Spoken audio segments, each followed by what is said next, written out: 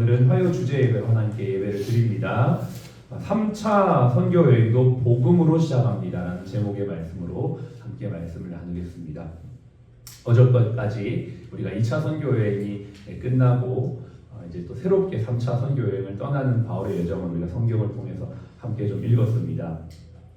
2차 선교 여행을 끝나고 3차 선교 여행을 가는 이유가 뭐냐?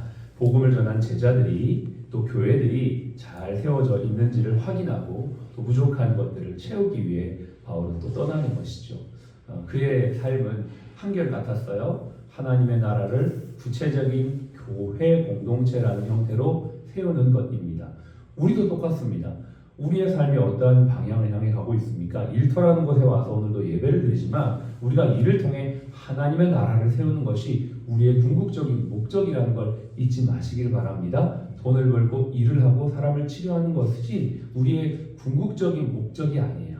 우리의 궁극적인 목적은 하나님의 나라를 일을 통해 세우는 거예요. 내가 일을 잘하는 목표가 왜 그렇습니까? 일을 잘하고자 하는 목표, 사람을 많이 고치고자 하는 목표는 그거보다 더 큰 목적, 하나님의 나라를 이루기 위하여 있다는 것을 오늘도 기억하면서 힘차게 나아가는 이 하루가 되시기를 축복합니다. 아멘. 우리 한번 인사하겠습니다. 사랑 플러스는 사랑입니다. 여러분 기억나시죠? 사랑 플러스는 사랑입니다. 예, 사랑입니다. 할 때 여기 옆에 있는 분 보시면서 인사하면 되겠습니다. 이 의미는 사랑 플러스는 하나님의 사랑으로 세워져 있고 사랑 플러스는 하나님의 사랑을 전하는 공동체다라는 의미를 가지고 있습니다. 우리의 모든 삶이 하나님의 사랑에 근거하고 있음을 믿습니다. 우리가 오늘도 여기 있는 건 사랑의 결과물이에요.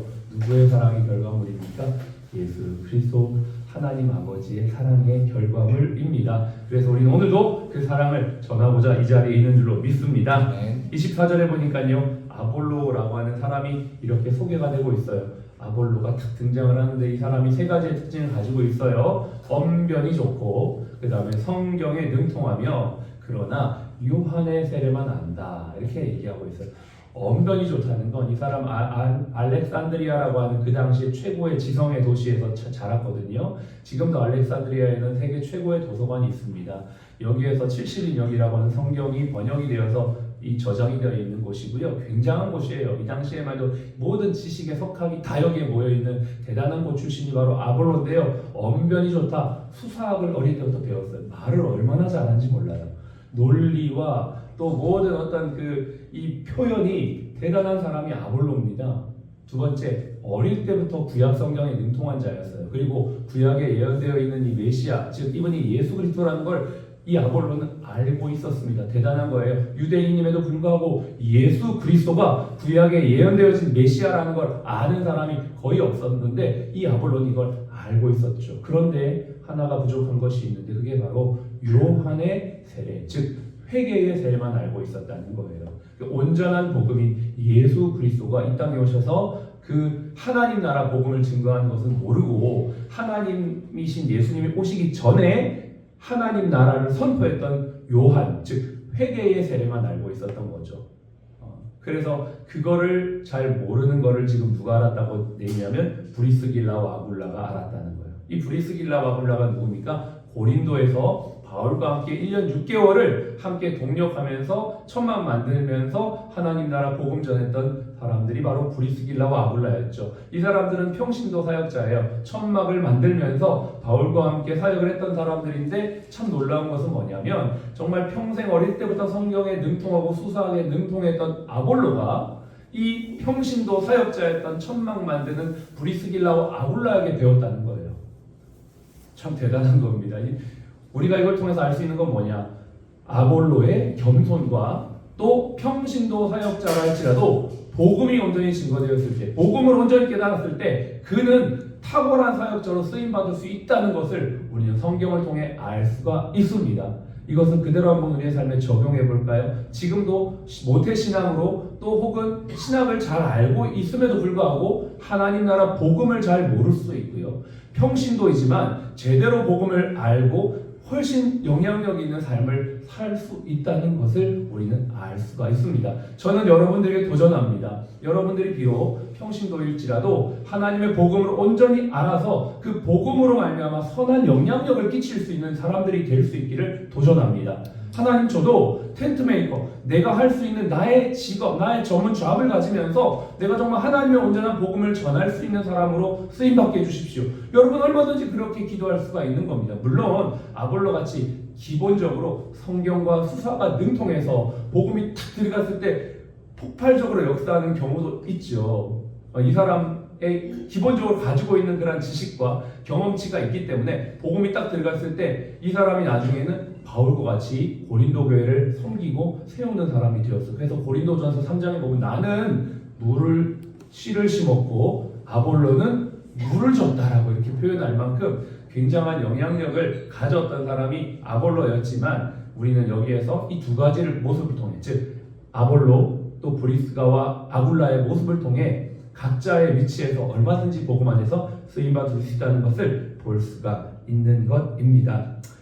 저와 여러분들에게 필요한 것이 무엇일까요? 실력과 함께 온전한 복음에 대한 깨달음인 줄로 믿습니다.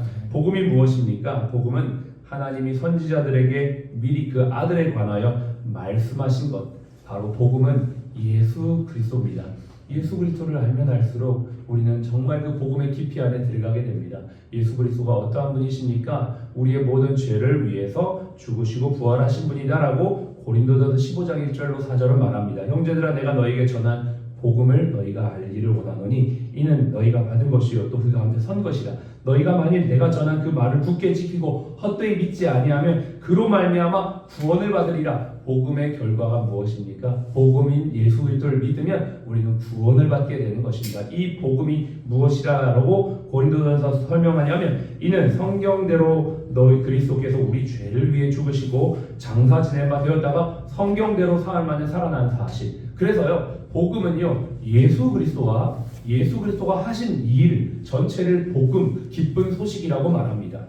예수 그리스도, 그분이 복음이고 그분이 이 땅에 오셔서 우리의 죄를 위해 죽으시고 부활하신 것. 그럼 우리의 죄는 무엇일까요? 우리의 죄는 바로 우리의 행위로 우리의 의로움을 증명해내려고 하는 인간의 본성, 내가 의인되고 내가 행동한 것으로 내가 인정받으려고 하는 그 본성을 죄라고 성경은 말하고 있는 거예요.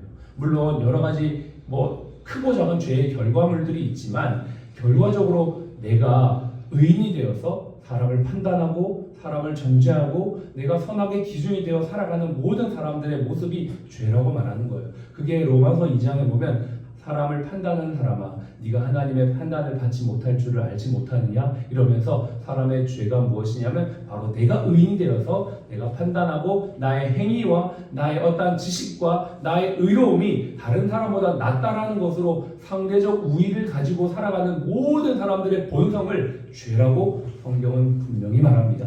이스라엘 백성들은 그것을 어떻게 자신들의 의를 드러내냐면 율법을 지킴으로 말미암아 의로운 자라는 것을 확인하려고 했어요. 나는 율법을 알고 율법을 지키니까 나는 의롭다. 너희는, 이방인들은 율법도 모르고 율법도 안 지키니까 너희는 완전 죄인이야. 이렇게 판단하면서 상대적 우월감을 가지고 살아가는 그들은 예수 그리스도의 진짜 의가 왔을 때 자신의 의가 더 컸기 때문에 예수 그리스도의 의를 받아들이지 않는 거예요. 그래서 지식과 경험과 물질과 또 내가 성취한 업적이 많은 사람들은 예수님을 믿기가 정말 어렵습니다. 왜냐하면 내 의가 나를 구원하고 나를 증명해낸다라고 생각하기 때문이에요. 그래서 예수님은 부자와 의인들에게 지적하시면서 죄인들이 아니고 내가 정말 죄인이라는 걸 깨닫지 않고는 복음을 받아들일 수 없다. 천국 가기가 어렵다. 부자들이 그래서 구원받기가 어렵다라고 말하는 것입니다. 의로운 행위의 기준이 무엇입니까? 그 의와 불의의 기준은 가운데 뭐가 있냐면 율법이 있습니다.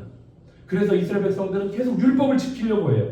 내가 율법을 지켜서 의롭게 되려고 하지만 절대 율법으로는 의로워질 수 없어요. 율법을 지킬 수 있는 사람이 없다는 거예요. 마음으로 생각으로 다 범죄하기 때문에 하나님의 법 앞에서는 그 율법도 지킬 수 없다는 것을 성경이 말합니다. 그래서 율법은 내가 죄인이라는 걸 깨닫게 하는 기능이라고 얘기해요. 하나님의 말씀을 들으면 무슨 생각이 듭니까? 아, 내가 죄인이구나. 내가 정말 죄인이구나 라는 게 깨달아지는 것입니다. 그 이후에 그래서 예수님이 필요하다는 것이 깨달아지는 거예요. 내가 죄인인 것을 깨닫지 못하는 사람이 어떻게 예수를 필요로 하겠냐는 거예요.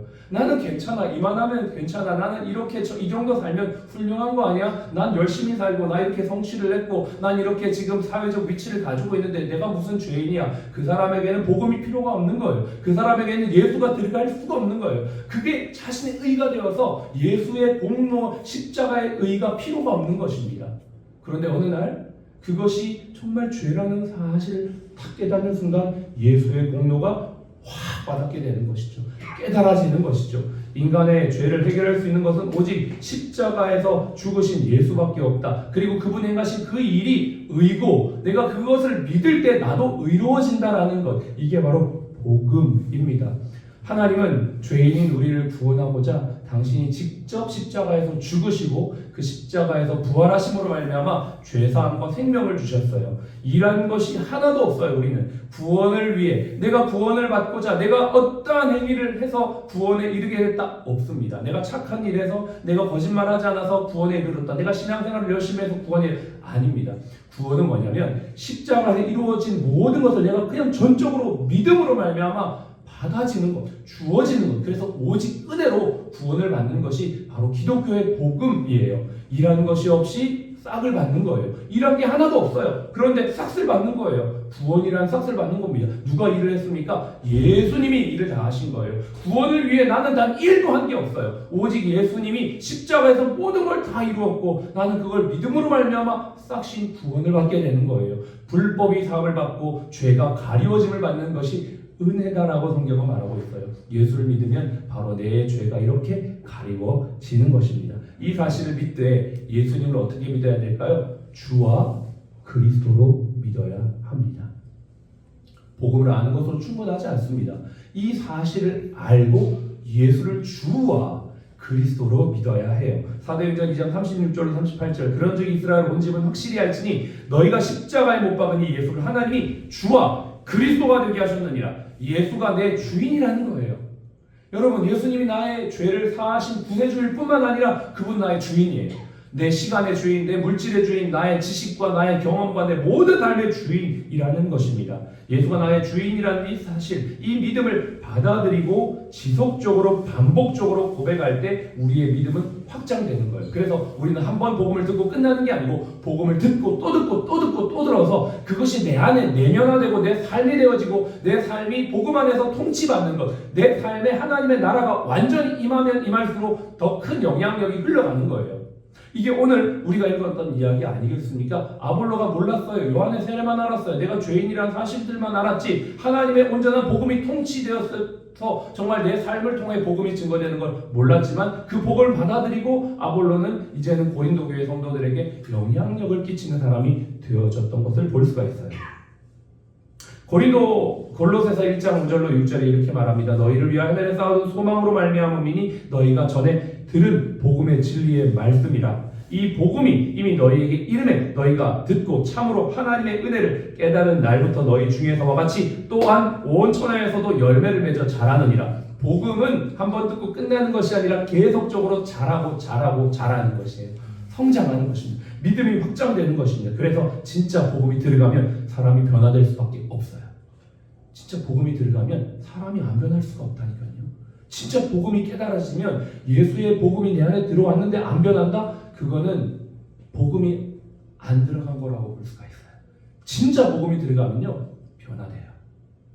깨어지고 내가 삶에 내가 주인이 아니구나. 예수가 주인이구나. 그래서 내가 변화될 뿐만 아니라 내 주변도 변화되는 것. 이게 바로 복음의 확장성입니다. 오늘 3차 전도여행을 시작하면서 바울은 아볼로에게 온전한 복음을 전하고 또 브리스가와 아굴라는 또 아볼로에게 온전한 복음을 전하여서 그들을 통해 온전한 복음이 땅끝까지 전파되는 것들이 되어지게 됩니다. 오늘 이 복음을 우리는 우리의 삶에 받아들였습니다. 저와 여러분이 오늘도 이 복음 안에서 선한 영향력을 끼치는 참된 제자의 삶을 살아가는 저와 여러분들이 되시기를 주님 여러분 축복합니다. 네. 기도하겠습니다. 우리 함께 기도합시다.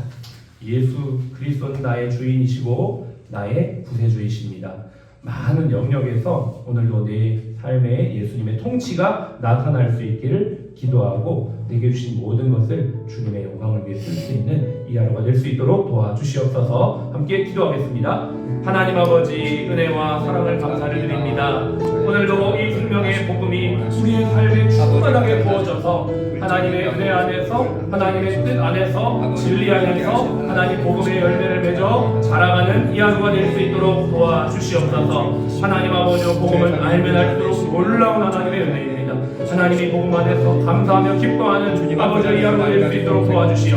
아버지, 주변의 많은 사람들에게 이 복음이 확장되어지는 놀랍고 복된 이 하루가 될 수 있도록 우리 사랑 플러스 병원을 복음 위에 세워주시고 우리 한 사람 한 사람을 진리 위에 세워주시고 복음의 진리가 우리의 삶을 방통하여 하나님의 아름다운 열매를 맺어 자라는 복된 이 하루가 될 수 있도록 우리 주님 축복하여 주시옵소서. 생명의 복음이 넘치도록 도와주시옵소서. 지금은 우리의 생명이요 부활하신 예수 그리스도의 은혜와 아버지 하나님의 극진하신 사랑하심과 성령님의 내주교통 흉한 인도하심이 참된 복음 안에 뿌리박혀 예수를 주와 그리스도로 고백하며 복음의 영향력, 확장력을 흘려보내기 원하는 우리 모든 주의 백성들 머리 위에 우리 병원 위에 지금부터 영원토록 함께 하시기를 예수님의 이름으로 축복하며 기도합니다. 아멘.